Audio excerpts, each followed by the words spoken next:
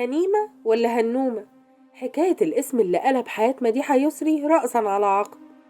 ملكة جمال دخلت الفن بالصدفة، وإيه الخطة اللي رسمتها على أبوها عشان يسيبها تمثل، لأ وكمان يقف جنبها. كسرت قلب العقاد واكتشفت خيانة محمد فوزي ليها بخدعة ماكرة. أما بقى أحمد سالم فكان بياخد الحقنة بدلها. اتجوزت 5 مرات وكل أزواجها خانوها، ومحبتش فيهم غير واحد بس، غيرة وضرب وفلوس. خلينا نشوف الجانب المظلم لعلاقة مديحة وفوزي. أسرار سمراء الشاشة مديحة يسري. في يوم 3 ديسمبر سنة 1918 اتولدت طفلة محدش استقبلها بأي زغروطة، وده لأن أمها ما كانتش عايزة بنت أصلا، خوفا من جوزها إنه يطلقها، خصوصا وإنه كان مستني الولد لدرجة إنها كانت بتناديه من أول الحمل لحد قبل الولادة بابا أحمد. لكن اللي جه في اليوم ده ما كانش أحمد، كانت بنت سموها غنيمة خليل علي والدلع هنومة. الأسماء الملخفنة دي تخيلوا مديحة يسري سمراء الشاشة الجميلة كان اسمها غنيمة، ولما حبوا يدلعوها قالوا لها هنومة، على عكس ما الأم متوقعة. جوزها لما عرف إن جاله بنت ما زعلش، فرح وبقى طاير بيها، وده اللي خلى الأم تدي الأوردر لكل الستات اللي موجودة في البيت وقتها إنهم يزغرطوا. البنت دي كانت الجميلة مديحة يسري. يوم بعد يوم بدأ الأب يتعلق أكتر بغنيمة، واللي كانت على طول مبتسمة، وبعد كام يوم بدأ يحس إنها وش السعد عليه. وفي مرة كتبت مديحة يسري مقال اتكلمت فيه عن إن إزاي إنها كانت وش الخير على ناس كتير حواليها، يعني زي ما بيقولوا كده بالبلدي مبروكة، وزي ما كل الناس اللي كانوا حواليها أو يعرفوها بيقولوا عليها كده. بتقول في المقال ده إنها قبل ما تتولد أبوها كان صرف نص فلوسه على الدكاترة اللي ما كانوش لاقيين علاج مناسب لارتفاع السكر في دمه، لكن يوم ما اتولدت الدكتور ابن الحلال لقاله علاج فعال لحالته، وعرف أبوها لأول مرة طعم الراحة. كمان قالت إن بعد موضوع علاج أبوها ما انتشر بقى أفراد العيلة يستبشروا بيها جدا، فكل واحد بقى يجي يتمسح فيها، ومنهم واحد تاجر كانت تجارته مرتبطة بالبورصة وكان بيزورهم تقريبا كل يوم، واليوم اللي تضحك فيه كان يكسب فلوس كتير قوي، وكان بيخصص جزء منها الغنيمة في شكل هدايا وألعاب ليها. أما بقى في سن 5 سنين دخلت غنيمة مدرسة الغورية للبنات، وفي المدرسة غنيمة كانت شاطرة وذكية، اتنقلت بتفوق لمدرسة شبرا، ومن بعد الابتدائية اتنقلت لمدرسة الفنون. ورغم إنها كانت متفوقة في الدراسة إلا إن أبوها فاجئها في يوم بقرار غريب جدا، وقال لها كفاية تعليم لحد كده. يومها فضلت غنيمة تعيط بحرقة وتسأل ليه، إذا كنت أنا شاطرة والكل بيحلف بشطارتي. كان رد الأب أنت كبرتي والأفضل إنك تتجوزي وتقعدي في البيت. بعد شهر وكام يوم وفي سن 15 سنة فوجئت غنيمة بأول خطيب بيدق على الباب، وكان شاب ثري من شبرا عنده عمارتين وشغال في وظيفة حكومية مرموقة. لكن غنيمة رفضت وأصرت إنها ترتبط باللي بتحبه، واللي بتحبه ده كان ابن الجيران واللي كان لسه بيدرس في الجامعة. وقتها الأب اعترض طبعا وقال أدي آخرة البنات اللي بتتعلم. لكن غنيمة وقتها عندت وحبست نفسها في أوضتها أسبوع من غير أكل ولا شرب، لحد ما أبوها حس إن بنته بتروح منه، اعتذر للخطيب الثري وقرر إنه يستجيب لرغبتها. اتفق الأب مع الطالب الجامعي إنه يتم الجواز بعد سنة لما يكون خلص كلية التجارة، وبعد سنة خلص دراسته فعلا، بس ما تقدمش، وعرفوا إنه جاتله وظيفة برا القاهرة وفضلها على أي حاجة تانية حتى بما فيهم غنيمة. في الوقت ده الكل توقع إن غنيمة هتنهار، لكن اللي حصل إنها ما انهارتش، وفضلت تعدي أيامها وحبها لابن الجيران بدأ يقل واحدة في واحدة، لحد ما قالت أركز في حياتي أنا وبس. وفي يوم من الأيام يا سادة يا كرام وهي في جروبي مع صديقاتها طبعا، وكانت يدوب 18 سنة، البنات قاعدين يتكلموا ويضحكوا، لاحظت إن في واحد مركز معاها بشكل مبالغ فيه قوي، وبعد شوية قرب منها وقال لها إنه يبقى المخرج محمد كريم، وإنه بيدور عن وجوه جديدة للسينما وعايزها معاه في فيلم. هنا بقى وقف الزمن ومر شريط طويل من الذكريات، ووقف الشريط عند كلام زمايلها في المدرسة لما كانوا بيقولوا لها إنها تنفع ممثلة لأنها جميلة جدا، وعلشان كده ردت بسرعة وقالت مفيش مانع يا أستاذ كريم. انتهز كريم الفرصة وقال لها طب تعالي معايا نروح نقابل محمد عبد الوهاب اللي هتشاركي معاه في فيلمه، والفيلم ده كان ممنوع الحب. لكن غنيمة رفضت وقالت له بلاش النهاردة، خليها بكرة. وافق كريم على مضض واستأذن، ومشيت غنيمة تفكر في حاجة واحدة بس: الفستان اللي هتروح تقابل بيه عبد الوهاب، ومنين تجيبه وهي مفيش معاها تمنه. فجأة افتكرت الساعة الغالية اللي في ايديها، فدخلت محل باعتها، ورجعت البيت جابت الكام قرش اللي حوشتهم وراحت اشترت فستان آخر شياكة. أما بقى تاني يوم فكانت غنيمة قاعدة قدام عبد الوهاب اللي قال بعد حديث طويل واختبار إنها كويسة خالص وتنفع. بس حاجة واحدة بس كانت واقفة عقبة قدامه: اسمها. اسم غنيمة ده اسم مش فني خالص، وعلشان كده فضل عبد الوهاب وكريم يعرضوا عليها كام اسم فني، وطبعا هي ترفض، لحد محمد أمين مهندس الصوت بتاع عبد الوهاب قال لها انت شكلك مديحة، يعني مديحة في نفسك كده. أقولك خلاص لقيتها، من هنا ورايح اسمك هيبقى مديحة يسري. تعالي بكرة بقى علشان نبدأ تصوير، وما تنسيش تجيبي معاكي ولي أمرك علشان يمضي على العقد. قالت له هو لازم موضوع ولي أمري ده؟ قال لها طبعا، ما انت قاصر، وما كانش ينفع أبدا إنها تمضي من غير والدها. وللأسف هما ما كانوش يعرفوا إنها يا عيني جاية من ورا أبوها أصلا. روحت مديحة وفضلت طول السكة تفكر هتعمل إيه. ما هي لو قالت لأبوها هيرنها علقة موت، إزاي تروح مكان زي ده من غير ما تقوله، ويمنعها تخرج خالص من البيت. ولو قالت لأمها برضه هتروح تقول لأبوها وهترنها نفس العلقة. طب وبعدين بقى في الحيرة دي مديحة ملقتش غير خالتها هي اللي تنفع تروح معاها وتداري عليها، وفعلا راحت معاها خالتها وعملت الفيلم مع عبد الوهاب. والمفاجأة بقى إن الفيلم نجح، والناس والنقاد اتكلموا عن مديحة وجمالها، برغم إن دورها في ممنوع الحب كان بسيط جدا، إلا إنه كان فتحة الخير عليها. المخرج جبريل تلحمي اتفرج على الفيلم وأعجب بالبنت السمراء أم عيون واسعة اللي بيغني لها عبد الوهاب في الفيلم بلاش تبوسني في عينيا ده البوسة في العين تفرق. قلب عليها الدنيا وسأل عليها عبد الوهاب ومحمد أمين، ولما قابلها عرض عليها بطولة فيلم قصاد الوجه الصاعد وقتها فريد الأطرش في فيلم أحلام الشباب. فرحت جدا وقالت له أنا ما عنديش أي مانع، بس ليا شرط واحد. الراجل قال لها من أولها هتعلي أجرك ولا إيه؟ قالت له لأ، أنا عاوزاك تعمل شرط جزائي في العقد 1000 جنيه. الراجل كان هيتجنن، قال لها بنت الشرط الجزائي ده مش هتاخديه غير لو مشيتك من الفيلم. كان فاكرها مش فاهمة، بس هي كان ليها وجهة نظر تانية خالص. مديحة كانت عاوزة تورط أبوها في مبلغ كبير جدا علشان ما يقدرش يدفعه فيضطر يسيبها تمثل الفيلم. فعلا إن كيدهن عظيم. وقد كان أبوها في يوم راجع من شغله لقى الجرايد والمجلات نشر صور بنته وكاتبة إنها النجمة الصاعدة اللي هتقف قدام فريد الأطرش في فيلمه الجديد. الراجل اتجنن ومسكها ادالها حتة علقة وقال لها مفيش نزول خالص من البيت من هنا ورايح. مديحة قالت له حاضر، إن كان عليا أنا ما أقدرش أكسر لك كلمة يا بابا، بس في شرط جزائي 1000 جنيه لازم ندفعهم. وطبعا 1000 جنيه دي وقتها كانت ثروة كبيرة جدا. الراجل وشه احمر وسكت وما بقاش عارف يصد ولا يرد يا عيني. ولما فكر لقى ان مفيش حل غير انها تعمل الفيلم ده وخلاص، وبعد كده ما عادش فيه افلام تاني. الفيلم نجح وكسر الدنيا، واتشهرت مديحة اكتر واكتر، وبدأت تحضر حفلات وصالونات أدبية، منها صالون الأديب الكبير عباس العقاد. ولما دخلت بيته أول مرة انبهرت بالمكتبة الضخمة والكتب اللي مالية الحيطان، وبالكتاب والصحفيين الكبار اللي قاعدين معاه. ورغم إنها ما كانتش قارياله قبل كده، إلا إن العقاد قرر يتبناها فكريا وثقافيا، وعمل لها مكتبة مخصوص في بيته وبدأ يعلمها بنفسه. مع الوقت العقاد اتعلق بيها جدا واتولد عنده حب كبير ليها، لكن الحب ده كان من طرف واحد، لأنها كانت بتحترمه لكن ما حبتوش، وكمان بدأت تحس إنه عايز يسجنها في العالم بتاعه ويمنعها تحقق حلمها في السينما. الموضوع وصل إنه بقى يعرف كل حاجة عنها ويراقب تحركاتها ويتقرب أكتر لعيلتها، فحست إنها مخنوقة وإنه محاصرها من كل مكان. العقاد حبها فعلا رغم إنه كان عدى 50 من عمره ولسه هي ما كملتش 20 سنة.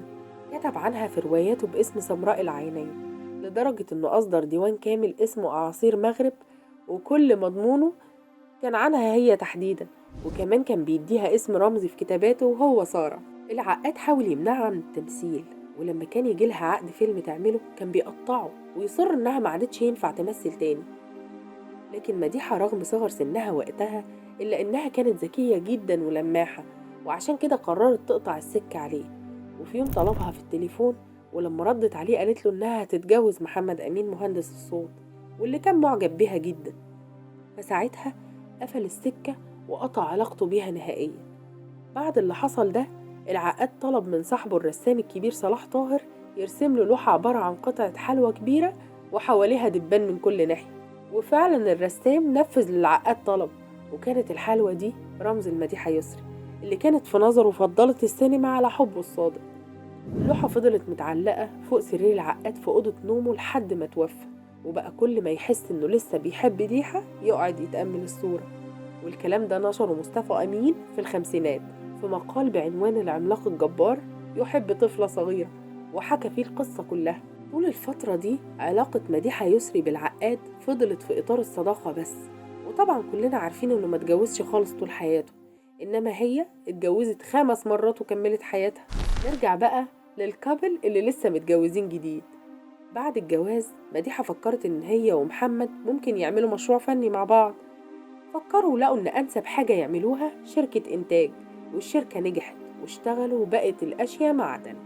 وكل ما الفلوس تكتر محمد أمين يصرف أكتر وأكتر، ما هو كان زبون دايم في سباقات الخيل بتاعت زمان دي وكازينوهات القمار والكلام ده. لكن ديحة بقى ما كانش عاجبها الحكاية دي خالص، ما هي مش هتشتغل وتشقى عشان تجمع القرش وهو يبعتر الفلوس بالشكل ده. فقالت له أنا عاوزة أتطلق، أنا مش هقدر أعيش معاك. طبعا أمين رفض وقال لها آخر مرة مش هعيدها تاني وخلاص توبة. لكن مفيش فايدة، يموت الزمار وصباعه بيلعب. وفي مرة وهم معزومين على حفلة في بيت الطيار والمنتج والممثل أحمد سالم، ما هو كان بيعمل كل حاجة الله يرحمه بصراحة، منتج وممثل ومخرج وطيار ومليونير ودونجوان وما كانش عاتق بقى. المهم خلص لعب وبص لقى ديحة قاعدة لوحدها، فراح قعد معاها وكلمة من هنا على كلمة من هنا وهتك يا ضحك، لحد ما أمين فاق من خسارته على ترابيزة القمار لقى مراته بتتشقط. فراح دب بخناقة مع سالم ومع مديحة اللي كانت خلاص فاض بيها وأصرت على الطلاق. اتطلقوا سنة 46 وفضوا الشراكة اللي بينهم. أحمد سالم بقى كان معجب بمديحة قوي، ما هي كانت واحدة من أجمل 10 نساء في العالم وقتها في الأربعينات، واختارتها مجلة التايم الأمريكية. المهم سالم ما كانش عارف يعترف لها ازاي بحبه، وخصوصا انها خلاص اتطلقت من امين وبقت الساحة مفتوحة قدامه. فعرض عليها بطولة فيلم ومديحة وافقت، وحكت ازاي اعترف لها بحبه في التصوير، وقالت كان مكسوف يقولي انه بيحبني. فجأة لقيته بعت لي مشهد جديد وبيقول لي هنصوره بكرة. رحنا الجزيرة وصورنا المشهد، لقيت المشهد كله كلام حب، ما اقدرش استغنى عنك، انا بحبك، وكلام رومانسي قوي. بعد شوية اكتشفت ان مفيش كاميرا اصلا شغالة. قلت له ايه ده؟ قال لي كل الكلام اللي قلتهولك ده كان من قلبي، وانا كنت مكسوفة اقولهولك مباشرة، تقبلي تتجوزيني؟ ووافقت ديحة، ما هو الراجل بصراحة ما يتعيبش. مديحة حبته جدا واتعلقت بيه قوي، وقالت انه كان اكتر زوج مخلص ليها وما خانهاش ولا حتى برمش عين. وحكت انها مرة كانت تعبانة وبتاخد حقنة كل 6 ساعات، فكان يتصل بيها ويفكرها بميعاد الحقنة ويقول لها أنا كمان معايا دبوس، ويشك نفسه كل 6 ساعات زي ما هي بتتشك. وما كانش ينزل المكتب من غيرها أبدا، كان يصحى بدري يقرأ الجرايد ويحط قطنة في الجرس علشان محدش يزعجها، يعني لو حد خبط، وبعدها يدخلها صينية الشاي لغاية السرير. يا دلع يا دلع، يفطروا سوا ويشربوا الشاي مع بعض وينزلوا سوا. الراجل الحقيقة كان زوج مثالي مع كل اللي ارتبط بيهم، لكن زي ما احنا عارفين كل حاجة حلوة عمرها قصير. أحمد سالم سنة 49 جت له الزايدة ودخل يعمل عملية جراحية عشان يشيلها، لكن للأسف ما طلعش على رجليه. الموضوع ما كانش زايدة بس، أحمد سالم كان اتعرض قبل 5 سنين لطلق ناري لما اتخانق هو وأسمهان، وطب عليهم البوليس وضرب أحمد سالم بالنار في بطنه، بس هو ما ماتش ساعتها. لكن تدور الأيام ومضاعفات الإصابة دي تكون السبب في وفاته لما يدخل يعمل عملية بسيطة زي الزايدة. مديحة انهارت وجالها اكتئاب وانهيار عصبي شديد جدا، ما كانتش مصدقة إن سالم مات، وخصوصا إنه كان في عز شبابه، ومحدش قدر يخرجها من الحالة دي غير صديقها الفنان محمد فوزي، واللي شجعها إنها ترجع الشغل تاني، رغم إن فوزي كان متجوز هداية عبد المحسن زوجته الأولى وعنده منها 3 أطفال. لكنه قال إن أول مرة قابل فيها مديحة كان في فيلم قبلة في لبنان سنة 45، وفي أحداث الفيلم ده بسها بوسة جامدة قوي. قال إنها كانت قبلة لا تعوض، ولما قرر يرتبط بيها سنة 51 قال لمراته الأولى لكنها طلبت الطلاق، فطلقها واتجوز مديحة، وقضوا شهر عسل ولا في الأحلام في باريس. مديحة بتقول إن فوزي ما كانش مخليها تطلب أي حاجة، مجرد بس تبص للحاجة بعينها كان يروح يجري يشتريها لها، لبس ومجوهرات وهدايا وخروجات، كل حاجة تتخيليها. وفي مرة قال لها: ها، حاسة إن ناقصك أي حاجة؟ قالت له: آه، نفسي أسمع قرآن. فقال لها بس كده، وخدها من إيدها وراحوا كافيتيريا هادية وقعد يسمعها قرآن بصوت الجميل. صراحة مديحة عاشت معاه أحلى أيام، وقالت إنه كان من أفضل أزواجها، وإنه كان حنين وعطوف وما بيطولش في الزعل لدرجة إنهم ممكن يتخانقوا مع بعض ويجي بعد ساعتين يقول لها: يلا بينا نروح سينما. يلاقيها زعلانة يقول لها: مالك، حد مزعلك ولا إيه؟ تقول له: أنت، ياه أنت قلبك أسود قوي، أنت لسه فاكرة؟ كان سكر فوزي الله يرحمه. مديحة وفوزي أخدوا شقة في عمارة الإيموبيليا الشهيرة اللي بقت بعد كده مقر شركة أفلام محمد فوزي، بعد ما سابوها واتنقلوا لشقة فخمة في العجوزة. مديحة بتقول عن فوزي إنه كان حمش قوي وبيغير عليها جدا. مرة كان تعبان وهي سابته وخرجت مع أصحابها، واتفقوا إنها هترجع في ميعاد معين، لكنها جت متأخرة، فاستقبلها بعلقة سخنة، ورغم كده كانت تحبه جدا. وزاد حبها ليه لما خلفت بنت وسموها وفاء، وكانوا طايرين بيها. ما هو فوزي كان بيحب الأطفال جدا، وهي كانت أول خلفتها، لكن للأسف البنت ما كملتش كام شهر وتوفت، وده لأنها كانت مولودة في الشهر السادس وما كانتش مكتملة النمو. وكانت صدمة كبيرة جدا لمديحة، لأنها حبت البنت واتعلقت بيها قوي. سنة 55 ولدت مديحة طفل تاني وسمته عمرو، واعتبرته عوض ربنا ليها. والشغل كان ماشي تمام، وشراكتها مع فوزي كبرت أكتر وأكتر، من شركة إنتاج أفلام ملونة لمصنع اسطوانات. ونقلوا تاني من شقة العجوزة وراحوا فيلتهم الجديدة في الهرم سنة 59. وفي نفس السنة دي مديحة بدأت تشك في فوزي، وبدأت تفكر تقفشه ازاي، ما هي مش عارفة تمسك عليه حاجة بقى، والفار بدأ يلعب في عبها ومش مرتاحة. ففكرت في حيلة غريبة شويتين، بقت تلبسه الفانيلا بالمقلوب وهو نازل الصبح، يعني من غير ما ياخد باله، وتقعد تستناه لحد ما يجي آخر اليوم. وفي 3 مرات لقيته راجع البيت وفانيلته معدولة، فاتأكدت إنه قلعها بره البيت. أما الستات دول عليهم حاجات، خلوا بالكوا يا رجالة. مديحة ما اكتفتش بكده، ده في يوم وصل لها خبر إن فوزي بيخونها مع بنت جميلة طالعة جديد اسمها كريمة، اللي قالوا عليها فاتنة المعادي. لكن المفاجأة بقى إن فوزي ومديحة اتطلقوا 3 مرات، آخرهم اللي كانت في سنة 59.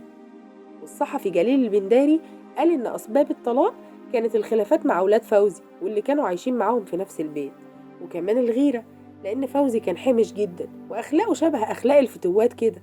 ده غير إنه كانوا بيقولوا إن في مشاكل مادية بسبب الشراكة اللي كانت بينهم. هو فوزي اتجوز كريمة بعدين، لكن الله أعلم إذا كان ليها يد في طلاقه من مديحة ولا لأ، وخصوصا إنها كانت متجوزة من مليونير فلسطيني لحد سنة 60، يعني بعد طلاق فوزي ومديحة بسنة كاملة. ومديحة قبل سنوات من وفاتها قالت عن جوازها من فوزي إنه كان أنجح زيجاتها ال4، رغم إنه انتهى بالانفصال. وفضل مديحة وفوزي أصدقاء لحد آخر يوم في حياة فوزي. أما بقى في سنة 61 فاتجوزت مديحة القبطان مصطفى والي، واللي اشترط عليها تعتزل، والغريب بقى إنها وافقت، وكملت تصوير فيلم الخطايا على إنه هيبقى آخر فيلم ليها. وطلعت شهر العسل، ولما رجعت ما قدرتش تسيب الفن، خاصة إنه كان معروض عليها فيلم سلاسل من حرير، وأقنعت القبطان بصعوبة عشان تعمله. فدخلت التصوير وهو سافر لشغله، وبقى معظم الوقت مش موجود، وهي قاعدة في البيت مش لاقي حاجة تعملها. فقالت لك: لا بقى، أنا استفدت إيه؟ ما نبني إلا إني سبت شغلي وخلاص، وراحت متطلقة سنة 62. وبعدها جت صدمة جديدة في حياة مديحة، وحصل التأميم لشركة مصر فول، واللي كانت مشاركة محمد فوزي فيها، وكمان فيلا الهرم، ومحمد فوزي يعني ما استحملش وراح فيها. لكن مديحة ما وقعتش زي فوزي، لأن برضه ما حطتش فلوسها كلها معاه، وكان لسه عندها حاجات تعتمد عليها. ولما لقت الأدوار اللي بتجيلها مش كويسة، وده طبعا لأنها كبرت في السن، فقالت خلاص أنا هسيب التمثيل وانتج. وفعلا أنتجت أفلام عظيمة زي صغيرة على الحب وغيرها من الأفلام. مع بداية السبعينات دخلت مديحة بتقلها في إنتاج فيلم الحب المحرم، لكن الفيلم سقط وخسرت مديحة كل فلوسها، ودخلت في حالة اكتئاب وما بقتش عارفة تعوض خسارتها ازاي. وهنا اقترحت عليها اختها انها تروح معاها للشيخ ابراهيم سلامة مؤسس الطريقة الشاذلية، وده راجل مبروك وشيخ حافظ كتاب ربنا. يمكن لما تحضر دروسه قلبها يهدى كده وأعصابها تستريح. وشوية شوية بدأت تحضر كل دروسه، وعلاقتها بيه زادت جدا، وخصوصا إنها كانت بتحب تسأل في الدين كتير. الشيخ إبراهيم ما كانش شيخ بالطريقة التقليدية، يعني لابس الطاقية وقفطان كده. لا، ده كان شيخ مودرن على الآخر، ببدلة وكرافتة ومثقف وقارئ. وفي مرة طلب منها تدور له على عروسة، وبعد فترة قال لها بطلي تدوير، أنا خلاص لقيتها. قالت له ألف مبروك، هي مين؟ قال لها انتي. طلبت مهلة تفكر، وبعد أسبوع وافقت على عرضه، وتم عقد القران في المسجد بهدوء، بعيد عن أي ضجة أو صخب إعلامي. وده كان مناسب لطبيعة الشيخ الصوفي.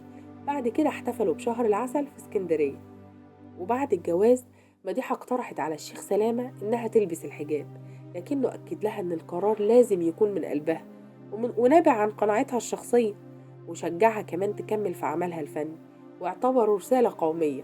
ورغم كده مديحة اعتزلت التمثيل واكتفت بإنتاج برامج عن المرأة والطفل. بعد حوالي 3 سنين عرفت مديحة إن جوزها رجع لزوجته الأولى. وقتها أصرت على الانفصال، لكن العلاقة بينهم فضلت مبنية على الاحترام والود. لما مرض الشيخ في أيامه الأخيرة راحت تزوره، وبعد كام شهر اتوفى سنة 76. مديحة أصرت إنها تاخد العزا بنفسها، وما اتجوزتش بعده خالص، واتفرغت لابنها وعلاقتها بربنا، رغم إنها كانت لسه في عمر يسمح لها بالجواز. وكانت دي الزيجة الخامسة والأخيرة في حياتها. وفي سنة 82 بتيجي الصدمة اللي بتقطم ظهرها بجد، وهي وفاة ابنها عمرو محمد فوزي في حادثة عربية بسبب السرعة. عمرو كان عنده 26 سنة بس، وبطل كاراتيه، وكان بيسوق بسرعة جنونية. وقبل الحادثة بأسبوع طلعت مديحة في حوار وقالت إنها بتتمنى يعملوا عربيات ما تزيدش سرعتها عن 60 كيلو علشان ابنها عمرو مخصوص. مديحة انهارت وما كانتش بتبطل عياط، والحزن اتملك منها. وفي التسعينات اتفاجئت إن مبارك عينها عضوة في مجلس الشورى لمدة 7 سنين، وهي تخرج وتشتغل وتحاول ترجع لطبيعتها بعد خسارتها لابنها الوحيد. وبعدت تماما عن الأضواء لحد وفاتها في مايو 2018، وكان عندها وقتها 97 سنة. ربنا يرحمها يا رب. وبكده تكون خلصت حكايتنا النهاردة، واشوفكم في حكاية جديدة وحدوتة جديدة من حكاية المشاهير. هستنى تعليقاتكم وهرد عليها كلها. سلام.